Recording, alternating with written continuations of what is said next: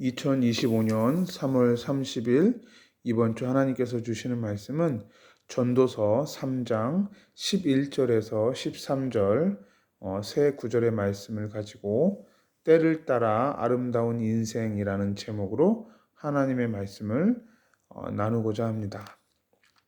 오늘 본문 전도서 3장 11절을 보시면 하나님이 모든 것을 지으시되 때를 따라 아름답게 하셨다라고 말하고 있습니다. 때를 따라, 그죠? 하나님께서 보실 때 아름다운 때가 있다라는 것이죠. 적절한 때에 그 적절한 일들이 이루어질 때 가장 아름답다라는 것입니다. 아주 어린 아이가 엄마 아빠한테 어리광을 부리는 것은 적절한 때이기 때문에 괜찮죠. 그런데 나이가 50, 60이 되었는데도 여전히 노모나 그죠? 나이 많으신 아버지에게 어리광을 부린다. 그러면 뭔가 때에 맞지 않는 행동이 되겠죠. 저희 집 아이가 더 이상 카시트를 안 하려고 합니다. 왜 안 하려고 하냐면 이제 많이 컸다는 거죠. 그래서 차를 타면 그냥 벨트를 그냥 안전벨트를 그냥 본인이 매려고 합니다. 예전에는 제가 매주었는데 이제는 제 손도 뿌리치고 스스로 혼자 벨트를 매려고 합니다. 그만큼 아이가 큰 겁니다. 그런 것처럼 때를 따라 아이가 하는 행동도 달라집니다. 예전에는 저에게 달려와서 볼뽀뽀를 자주 해줬는데 이제는 볼뽀뽀도 잘 안 하려고 해요. 왜냐하면 그만큼 아이가 컸다라는 것이죠. 그러면 그렇게 볼뽀뽀를 받을 수 있는 때도 이제 지난 거라는 거죠. 이처럼 하나님은 모든 것을 지으시되 때를 따라 아름답게 만들어 주셨습니다. 제가 오늘 이 본문을 통해서 하고자 하는 메시지는 뭐냐면 하나님께서 때를 따라 모든 것을 아름답게 하셨는데 특별히 지금 이 때는 어떠한 때이냐? 지금은 바로 은혜 받을 만한 때다라는 겁니다. 고린도후서 6장 2절을 보면요. 보라 지금은 은혜 받을 만한 때요. 보라 지금은 구원의 날이로다. 그렇습니다. 저와 여러분들이 오늘 하나님 앞에서 무엇을 받을 때냐? 은혜를 받을 때다라는 것입니다. 그렇게 은혜 받을 때 그 타이밍을 하나님께서는 뭐라고 표현하시죠? 그 때가 바로 아름답다라고 말씀을 하신다라는 겁니다. 그러므로 여러분 은혜 받는 일에 힘쓰시기 바랍니다. 오늘 지금 내가 하나님의 말씀을 듣는 이 시간에 하나님께서 은혜를 쏟아 부어 주실 것을 믿고 기도하며 최고로 은혜 받는 시간이 되셔야 된다는 것입니다. 히브리서 4장 16절에도 이렇게 약속하고 있습니다. 그러므로 우리는 긍휼하심을 받고 때를 따라 돕는 은혜를 얻기 위하여 은혜의 보좌 앞에 담대히 나아갈 것이니라. 은혜의 보좌 앞에 담대히 나아가는 일을 언제 해야 된다고요? 바로 지금 해야 된다는 겁니다. 지금이 바로 은혜 받을 만한 때고 지금이 바로 구원의 날이기 때문에 그렇습니다. 그렇게 하나님 앞에 담대하게 나아가면 하나님께서는 은혜를 베풀어 주시지요. 그죠? 그러므로 그 은혜 받았으니까 가장 아름다운 날이 되는 것입니다. 그래서 하나님께서는 인생을 아름답게 모든 것을 때를 따라 아름답게 하셨다라고 그렇게 표현을 하고 있는 것이죠. 자, 이렇게 우리가 은혜를 받고 나면 말씀을 듣는 시간에 또 그리고 하나님의 말씀을 묵상하는 시간에 그리고 성경을 읽는 시간에 기도하는 시간에 그렇게 은혜를 받게 되면 어떻게 되느냐? 그다음 우리가 해야 될 일은 뭐냐면 이제는 그 받은 은혜를 이웃에게 흘려보내는 일을 해야 된다라는 것입니다. 자, 이 부분에 대해서도 성경은 때를 따라 이렇게 해야 된다라고 표현하고 있습니다. 마태복음 24장 45절을 보면요. 충성되고 지혜 있는 종이 되어서 주인에게 그 집 사람들을 맡아 때를 따라 양식을 나눠줄 자가 누구냐. 그죠? 하나님 앞에서 은혜 받은 사람이 되어서 무엇을 하는 거죠? 때를 따라 양식을 나눠주는 겁니다. 복음의 양식, 생명의 양식, 은혜의 양식을 나눠주는 것이죠. 자, 우리 주변에는 많은 불신자 이웃들이 있습니다. 우리가 전도해야 될 많은 사람들이 우리 주변에 살아가고 있지요. 그런데 하나님께서는 성경에 무엇이라고 이야기하냐면 전도서 3장 11절 가운데 부분을 보시면 하나님께서는 사람들에게 무엇을 주셨냐? 영원을 사모하는 마음을 주셨습니다.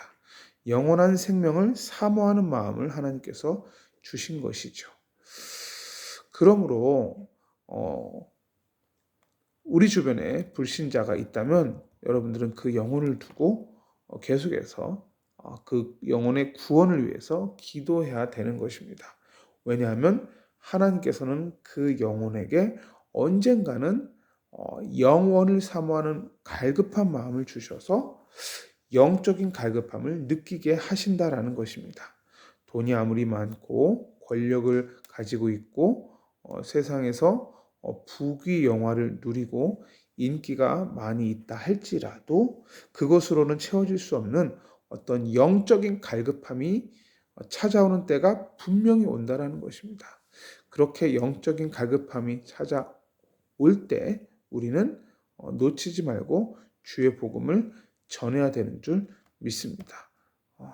아까 전에 마태복음 24장 45절에 말씀했던 것처럼 때를 따라 양식을 나누어 주어야 된다라는 것입니다. 어떠한 양식을 나누어 주어야 되죠? 복음의 양식을 나누어 주어야 되겠죠. 그러므로 우리는 늘 복음 전하는 일에 힘쓰면서 우리 이웃과의 좋은 관계를 계속해서 유지하며 이웃을 평상시에 꾸준히 섬기고 있어야 되는 것이죠. 이렇게 영적인 갈급함을 느낄 때 그 상대방 이웃에게 예수님을 전하려면 평상시에 우리는 늘 성령으로 충만하게 주님과 동행하고 있어야 될 것입니다. 자, 계속해서 전도서 3장 11절 하반절에는 뭐라고 말을 하느냐? 그러나 하나님이 하시는 일의 시종을 사람으로 측량할 수 없게 하셨도다. 무슨 얘기입니까? 하나님께서는 모든 사람이 구원받기를 원하셔서 우리 인생을 이 모양 저 모양으로 방향성을 가지고 움직이고 계신다라는 것입니다. 자, 내게 어떠한 일이 일어났어요. 어떠한 사건이 발생했는데 이 사건이 왜 일어났는지 도저히 알 수가 없다라는 그러한 판단이 서는 그런 때가 있습니다. 그러한 때가 있을지라도 그러한 때가 내게 다가온다 할지라도 그 순간에도 우리는 무엇을 붙들어야 되냐면 도대체 하나님이 내 인생에서 무슨 일을 행하고 계시는지는 잘 모르겠지만 최소한 성경 66권의 말씀을 통해서 하나님께서 거시적인 방향성을 가지고 우리를 찾아오고 우리 인생에 간섭하고 개입하고 계신다라는 사실입니다. 자, 그렇다면 성경이 우리에게 말하고 있는 그 하나님의 거시적인 방향성은 무엇이겠습니까? 마태복음 24장 6절에 보면 이런 말씀이 있어요. 난리와 난리 소문을 듣겠으나 너희는 삼가 두려워하지 말라. 이런 일이 있어야 하되 아직 끝은 아니니라. 자, 이 땅에 지금 많은 난리 소문이 있습니다. 그렇지만 이것이 끝을 말하는 것은 아니라는 겁니다. 자, 어떠한 난리 소문이 지금 나고 있죠? 대한민국의 산불, 그죠? 그것도 하나의 난리 소문이겠죠. 그리고 계엄령이 이루어졌고 또 그것에 대해서 탄핵을 하려고 하는 이러한 전국의 혼란들, 이런 것들도 난리 소문이겠죠. 또 조금 더 멀리 나아가면 미얀마에서 지금 발생한 지진 같은 경우, 이런 것도 난리와 난리 소문에 해당되겠죠. 우크라이나와 러시아가 전쟁하고 있는 것, 이런 것도 난리 소문이 될 수 있겠죠. 자, 지금 이렇게 많은 난리와 소문이 나고 있는데 이것이 끝을 말하는 것은 아니라는 것입니다. 자, 성경이 말하고 있는 끝은 언제이죠? 그것은 바로 마태복음 24장 14절입니다. 뭐라고 말하고 있습니까? 이 천국복음이 모든 민족에게 증언되기 위하여 온 세상에 전파되리니 그제야 끝이 오리라. 자, 모든 민족에게 복음이 증거될 것이라고 약속하고 있습니다. 그러므로 저와 여러분들이 늘 복음 전도에 힘쓰시면 바로 하나님의 소원과 뜻과 계획과 일맥상통하는 그러한 삶을 살고 있다라고 생각해도 과언이 아니겠습니다. 자, 하나님께서 하시는 일의 시종을 사람으로 측량할 수 없지만 그럼에도 불구하고 하나님의 내 인생을 향한 거시적인 방향성은 뭐라고요? 그것이 바로 전도와 선교라는 것입니다. 디모데전서 2장 4절 하나님은 모든 사람이 구원을 받으며 진리를 아는 데에 이르기를 원하시느니라. 요한계시록 14장 6절에도 이렇게 말합니다. 또 보니 다른 천사가 공중에 날아가는데 땅에 거주하는 자들 곧 모든 민족과 종족과 백성과 방언과 백성에게 전할 영원한 복음을 가졌더라. 그렇습니다. 이 땅에 거주하는 모든 자들에게 최소한 전달될 복음의 메시지는 있어야 되는 것입니다. 그러므로 모든 언어권과 민족권과 종족권별로 뭐가 번역되어야 되죠? 성경, 말씀이 번역되어야 되는 것이죠. 지금 많이 진척이 되고 있습니다.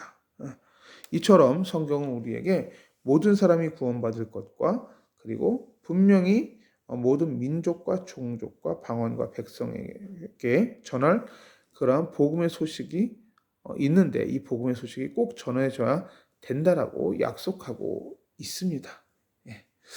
이처럼 하나님의 그 거시적인 계획은 우리가 잘 알 수는 없지만 그 방향성은 알 수가 있는데 그 방향성은 바로 영혼 구원이라는 것이죠. 그러므로 저와 여러분들이 늘 영혼 구원에 힘쓰는 삶을 살아야 될 줄 믿습니다. 자, 대한민국에 살고 있으면요, 내 집 앞마당에서 선교를 할 수가 있습니다. 대한민국에 살고 있는 외국인이 250만 명인데 앞으로 500만 명까지, 즉 인구의 10%까지 올라갈 것이다라고 그렇게 정부에서는 예측하고 있습니다. 10%가 되면 어떻게 되는 거죠? 지나다니는 외국인 중에서 10명 중에 한 명은 외국인이라는 뜻이죠. 지금은 우리가 선교를 하긴 해야 되지만 내 집 앞마당 선교를 할 때라는 것입니다. 자, 전도서 3장 1절에 보면 범사에 기한이 있고 천하 만사가 다 때가 있는데 지금은 뭐 할 때입니까? 대한민국에 살고 있는 약 250만 명의 이주민들을 예수님께로 인도할 복음을 전할 때라는 것입니다.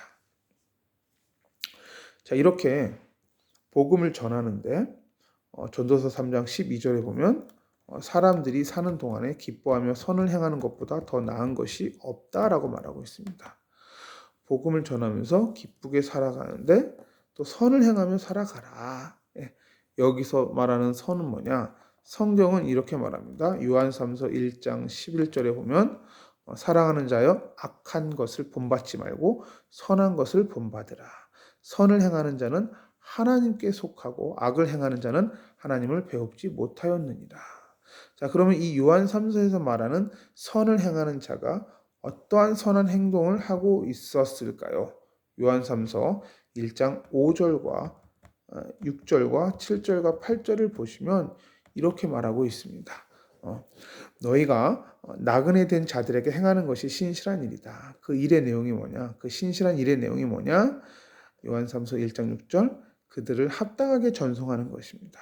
즉 잘 식사도 대접하면서 잘 섬기다가 다시 선교주로 보내드리는 것. 이것이 요한 3서가 말하고 있는 선한 일에 해당되는 것이죠. 그렇게 이들을 잘 전송해야 되는 이유가 뭐냐면 요한 3서 1장 7절에 이는 그들이 주의 이름을 위하여 나가서 이방인에게 아무것도 받지 아니함이라. 우리가 복음을 전하고 나서 어떤 물질적인 것을 요구할 수 없는 것이죠. 그처럼 이는 그들이 주의 이름을 위하여 나가서 이방인에게 아무것도 받지 아니함이라. 성경은 기록하고 있습니다. 요한 3서 1장 8절에도 이렇게 말해요. 우리가 이 같은 자들을 영접하는 것이 마땅하니 이는 우리로 진리를 위하여 함께 일하는 자가 되게 하려 함이라. 예. 이처럼 성경이 말하고 있는 선한 일이 무엇이냐? 바로 복음 전하는 전도자, 선교하는 선교사님들을 잘 영육간에 잘 섬기는 것, 그것이 바로 하나님께서 여기서 이 본문에서 말씀하고 계시는 착한 일에 해당되는 것입니다. 세계 선교를 위해서 전 세계에서 수고하고 헌신하시는 선교사님들이 한 번씩 고국을 방문합니다. 그때 잘 섬기는 것도 성경이 말하는 선을 행하는 것인 줄 믿습니다. 마지막으로 전도서 3장 13절을 보면은 사람마다 먹고 마시는 것과 수고함으로 낙을 누리는 그것이 하나님의 선물이다라고 말하고 있습니다. 수고하는 것, 즉 일하고 노동하는 것, 이것으로 넋을 누리는 것이 하나님의 선물이라고 말하고 있습니다. 그러므로 여러분의 매일매일 일상의 삶에 충성하시기를 바랍니다. 충실하시기를 바랍니다. 매일매일 먹고 마시다가도 뭐 하는 거죠? 열심히 일하고 또 열심히 일하면서 뭐 하는 거죠? 그 일하는 일터에서 또는 사업장 직장에서 만나는 구원 대상자, 전도 대상자가 있을 것 아닙니까? 예, 그들을 기도 가운데 잘 섬기며 그들이 영원을 사모하는 마음이 생길 때 그때 딱 파고들어서 복음을 전하는 것입니다. 자, 오늘 말씀 간단하게 요약을 하자면 지금이 바로 뭐 할 때입니까? 바로 지금이 은혜를 받을 때입니다. 그렇게 은혜를 받다 보면 어떻게 되는 거죠? 사람들을 맡아 때를 따라 양식을 나누어 줄 자의 축복을 받게 됩니다. 복음을 계속 나눌 수가 있는 것이죠. 받은 은혜를 계속 나눌 수 있는 것입니다. 자, 모든 사람은 영적인 갈급함을 느끼는 때가 오는데 이들에게 영혼을 사모하는 이들에게 예수님의 복음을 전해야 된다라는 것입니다. 그렇지만 하나님이 하시는 일은 처음과 끝이 어떻게 되는지를 측량할 수 없게 하여 주셨습니다. 그렇지만 하나님의 우리를 향한 거시적인 방향성은 충분히 알 수가 있는데 이것이 바로 뭐냐? 전도와 선교, 영혼 구원이라는 것입니다. 자, 전도서 3장 12절은 기뻐하며 선을 행하는 것보다 더 나은 것이 없는 줄 안다라고 말했는데 전 세계에서 선교를 위해서 수고하고 헌신하시는 선교사님들이 고국을 방문했을 때 섬기는 것이 또한 성경이 말하고 있는 선을 행하는 행위입니다. 그리고 전도서 3장 13절에 기록된 것처럼 먹고 마시는 것과 수고함으로 낙을 누리는 그것, 그렇게 먹고 마시고 수고하면서 낙을 누리는 그 관계 속에서 뭐 하면 되는 거죠? 우리가 예수 그리스도를 전하면 되는 것입니다. 자, 오늘 말씀을 정리하자면 일상의 삶에 충실하면서 해외에서 선교사님들이 방문을 하면 잘 섬기고 평상시에는 내 집 앞마당 선교를 감당하며 이 모든 일들을 잘 감당하기 위해서 평상시에 늘 은혜 받는 일에 힘쓰자. 이렇게 하면 오늘 메시지가 정리가 되겠습니다. 이 말씀 그대로 때를 따라 아름다운 인생 되시기를 예수님의 이름으로 간절히 축원을 드립니다. 기도하겠습니다. 하나님 오늘 전도서 3장 11절에서 13절의 약속의 말씀처럼 때를 따라 돕는 은혜를 허락하여 주시옵소서.